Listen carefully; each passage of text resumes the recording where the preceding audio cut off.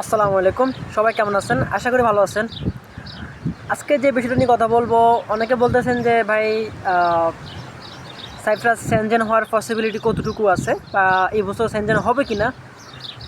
আসলে সত্য বলতে এবছরই জানুয়ারি ফেব্রুয়ারির দিকে কিছুটা আশা ছিল যে হয়তো বা সেনজেন হইতে পারে। আমি যখন আগে বলতাম যে 60% পসিবিলিটি আছে বা এটা নিয়ে কথা হইতেছে, কিন্তু বর্তমানে সেনজেন হওয়া নিয়ে কোনো প্রকার আমি পসিবিলিটি দেখতেছি না। যুদ্ধ শুরু হওয়ার পর থেকে আসলে সেনজেনের যে বিষয়টা সেটা নিয়ে আর কোনো কথাই হয় নাই, কোনো নিউজে হয় নাই।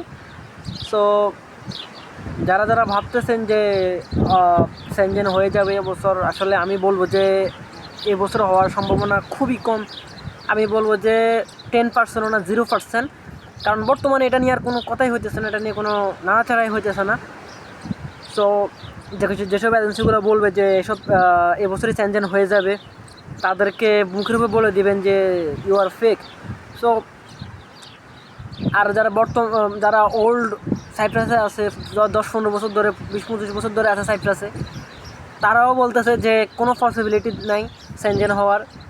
আর সাইপ্রাসের বিভিন্ন যে সব সংবাদ মাধ্যমগুলো আছে, মিডিয়াগুলো, তাদেরও বর্তমানে সেনজেন নিয়ে কোনো প্রকারের নিউজ নেই।